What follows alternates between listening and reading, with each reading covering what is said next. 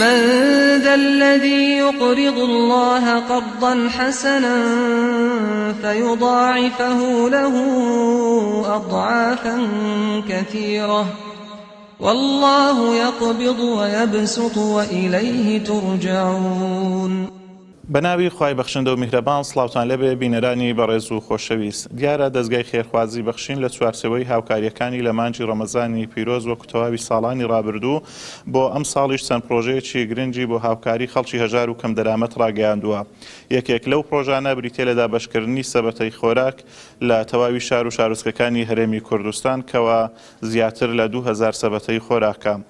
ئەمڕۆژ هەردوو نووسینگەی سۆران و ڕەواندزی دەستگای خێرخوازی بەخشین 150 سەبەتەی خۆراک بەسەر خەڵکی هەژار و کەم دەرامەتی ناوچەکەدا بەش دەکەن. فەرموون بینەرمان بن.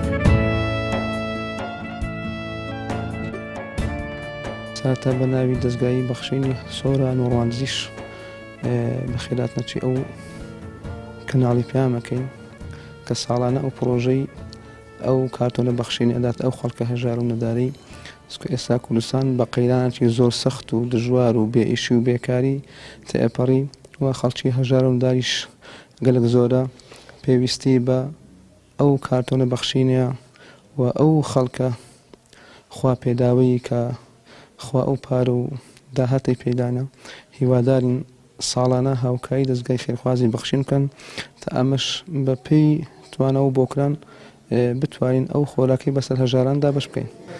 خوا خێرێ دەستگای بەخشین بنووسی بەڕاستی هەموو سارێ خەڵکی بەسەر کات و لە کاتی خۆیدا ئەو شتێکی زۆر گەورەی لەکن خوا و پێغەمبەرە ئینشاءالله خوا پایداریانەکە نازعی شوێنەکە وڵای هەتا ئێستان لەبەرەوە ئێستا وەزعەکە زۆر زۆر خراپە مبتە تاخیر دێ وەڵعاس زلوفەکە خۆش نیە و هەنگۆ لە وەختەی لە کاتی تەنگاوی ئەگەنە خەڵکی فەقیر و هەژار ئەوە لەکن خوای گەورە ئینشاءالله قەت ناچی و سوپاسی هەستی بەڕێزی شانەکەین خوا خێر و بنووسی دەست و خۆش بێن ئەو هاوکاریانە زۆر زۆر پێویستە بەو خەڵکە کەم دەرامەتە و هەژارەی خوا خێریان بنووسێ خوا لێیان ڕازی بی ئەو خەڵکە یەکجارێک جاری پێویستە خوا لەوانە ڕازی بکە ئەو هاوکارەی دەدەنە ئەو فەقیر و هەژارانە. وەڵا دەستگای خێرخوازی بەخشین دەرەجەیەک باشە و لۆ خەڵکی کەم دەرامەت و هەژار زۆر زۆر باشە.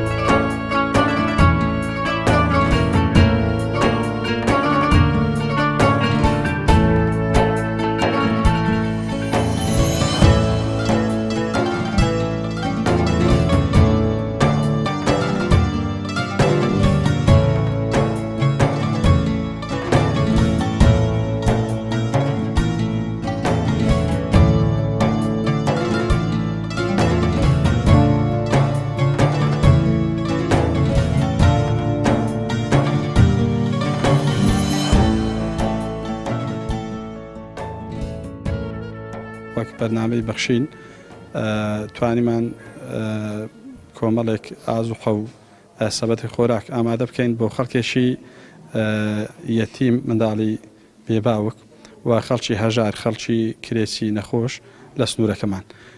ئەمە زۆر دوعاخێر بۆ ئەو خێرمەند و خێرخوازان ئەکەین و هیوادارین بەردەوام بن لەگەڵمان بۆ ئێمەش بتوانین ئەو خەڵکە فەقیر و هەژارون کەم دەرامەتانە بەسەرکەین ئینشاءالله.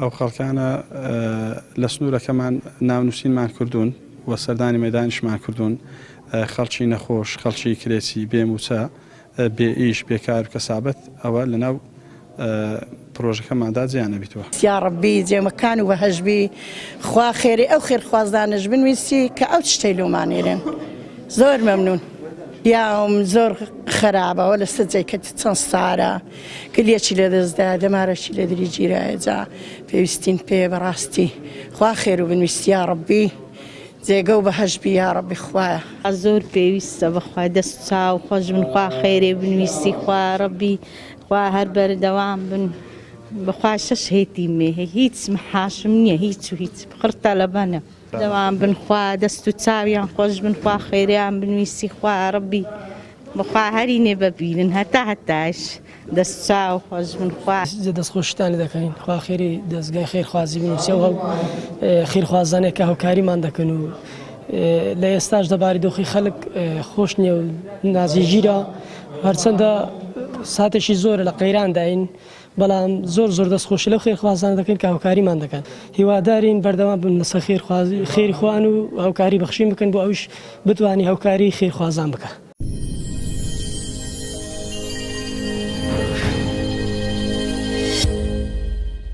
بسم الله الحمد لله والصلاة والسلام على رسول الله. ئێمە وەکو بەرنامەی بەخشین نووسینگەی سۆران و نووسینگەی ڕواندز ئەمڕۆ کە هەستاین بە دابەشکردنی 150 کارتۆن خۆراک ئازوقە بەسەر ماڵە فەقیر و هەژاران و دایکێتوانە. ئێمە هەموو ساڵێک لە ڕەمەزان ئەو بەرنامەمان هەیە کە ئازوقە بەسەر خەڵکدا دابەشکەین ئەم فەقیر و هەژاران. تەمان ئێمە سوپاسی ئەو خێرخوازانە ئەکەین کە هاوکاری ئێمەکەن کە بتوانین تۆزێک لە ئازار و ئەشکەنجی ئەو خەڵکە سوکەینەوە لەسەر ماریان تەمەن بتوانێت ئێستا لە کوردستان بەعام بڵێ لە نەبوونی فەقیری ڕووی لە خەڵک کردیان. تەمان زۆر خەڵک پێش ئەو کاتی زۆر تەلەفۆنیان لەو کردینە کاکە جان ئەگەر ئازوقەک هەبی ئاوڕەمانێ بدەنەوە فەقیر و هەژار. تەمان ئێستا کە 150مان تەوزیع کردیان ئەگەر تەوزیعەکەی لەوانی هەزارش تەوزیعکەن هێشتا بەش نەکە.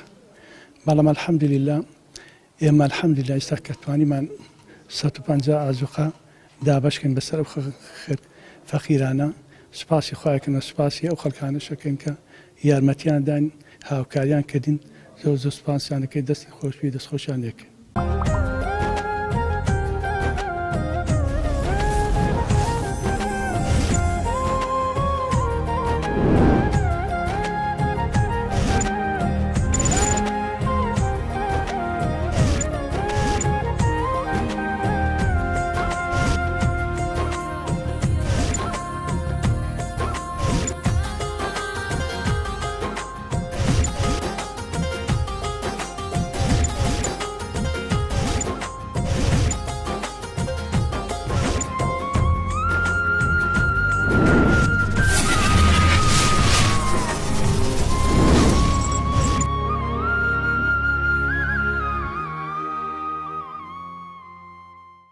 بەڵێ بینەرانی بەڕێز و خۆشەویستەوەی بینیتان دابەشکردنی 150 سەبەتەی خۆراک بوو لەلایەن دەستگای خێرخوازی بەخشین هەردوو نووسینگەی سۆران و ڕەواندز کە بە سەر 150 هاوڵاتی هەژار و کەم دەرامەتی ناوچەکەیان دابەش کرد. ئەم سەبەتە خۆراکانە بووە مای دڵخۆشی خەڵکی هەژار و کەم دەرامەتی ناوچەکە. خوای پەروەردگار پاداشی خێری خێرخوازان بداتەوە کەوا بەردەوام هاوکاریەکانیان لە ڕێگای دەستگای خێرخوازی بەخشین ئەگەیەنن بە خەڵکی هەژار و کەم دەرامەت. تا بەرنامەیەکی تر بەخوای گەورەتان ئەسپێرم.